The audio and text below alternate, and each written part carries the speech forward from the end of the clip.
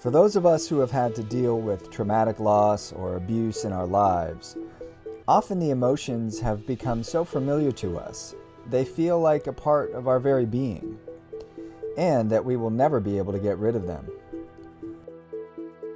After the traumatic loss of my mother, I went to see Dr. Deb Sandella, psychotherapist, founder of the RIM Institute, and acclaimed author of several best-selling books, to see if she could help me shift my perspective by confronting my pain and grief head-on. And so what I found is in the very beginning, as a traditional psychotherapist, it was really interesting because I think there's a little bit of a fear in our culture about intense feelings. Yeah. And so for me personally... Yes. I know about that. Yes. Yeah. And so for me personally, in doing this work, there has been this moving through that, because I keep taking people into their intense rage and their intense feelings of wanting to kill somebody, they're so angry, or intense desperation that they will never be able to have the kind of life that they want. And we just move into it. The brain does not distinguish between real and imagined images. So that's part of what we're going to be using. It's like the body and the mind are parallel in that they're both created to be able to self-repair. The same way that when we cut ourselves, the skin can automatically heal, that we're created to be able to do that emotionally as well. And so the process is within us to be able to let go of memory and be able to change memory. We're just now learning how to use that process. So that we will, in this process, be going into that unconscious level to see what is the image. So we'll be working at the image level of what is there, and we'll be able to edit it or change it or delete it in whatever ways that your unconscious and your conscious mind figure out will be most helpful to you, and then save it. It's like a computer. So it's important for your intellectual mind to know that, so that we want you to absolutely receive the process at the intellectual level as well as the unconscious level. We want both going on. Let's just take a deep cleansing breath, breathing in through the nose. Dr. Deb guided me through her RIM method, which stands for Regenerating Images in Memory, by helping me to enter a deep meditative state where my subconscious mind was able to viscerally identify, embrace, just let it come, and finally resolve painful memories. I'm sure what I feel now is just the beginning. Yes, that's exactly right. Yes, it's an awakening. It is a kind of awakening. And so from here on, it's like more and more of your energy is available to be in the present moment. And that whatever the intellectual mind or the unconscious mind throws at us, we embrace in the process.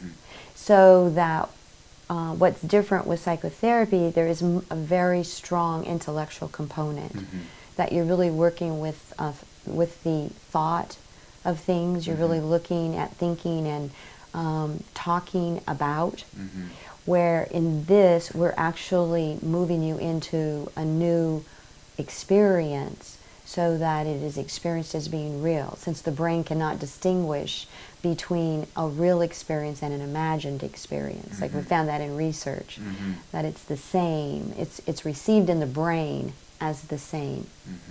So we create new inner movies that serve you better than the old ones, and we just kind of rewind and record over the old ones. But whatever the unconscious or the intellectual mind brings, like there were times, several times, that your intellectual mind kicked in with saying, well, I'm not sure I can believe this. Then we brought in the unconscious to say, okay, what does that part of you look like? The part that is questioning whether it's believable or not. And then it brought in another very important piece into the work you were doing. So anytime that we create resistance, that's things that get stuck. It's, resistance is pushing against. So when we push against our thoughts and our feelings, it stops that flow, and you get a congestion in the body and in the emotions, both. So in this method, it's really complete allowing and trusting that whatever is there, whether it's a memory or it's a thought or a feeling, that it's welcome and that it is just that. It has no more power than that. Right. A couple images were could be traumatic, could be Right. viewed by some authority figure to be taboo, or you don't want to entertain that or even acknowledge it. But as you mentioned, whatever you resist persists, and so the ability to go into that feeling and really get to the core of it, and then create a different experience, which now my experience of that thing is totally different. Yes. And my feeling of it is totally different. Yes. What is your physical experience right now of all of your life? I mean, how does it physically feel different? Well, I think I mentioned it earlier, but I feel stronger in my core. So my ability to sit upright and to be, I feel more grounded, and again, I feel that there's more of me, so it gives me a feeling of being more solid and having more substance than I felt coming into it. So I feel more able to be here. If that makes sense. Yes, absolutely, it makes sense. You're in your body. You're fully present in your body now. So when we're in our head or our mind thinking fearful thoughts, or being, afraid of the past or the future, whatever it is, we're not fully anchored all the way into our body. We're not anchored in the heart or anchored in the gut. We're not there.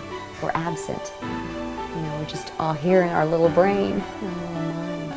And so that you've reclaimed your whole body. Better go, huh? Yes.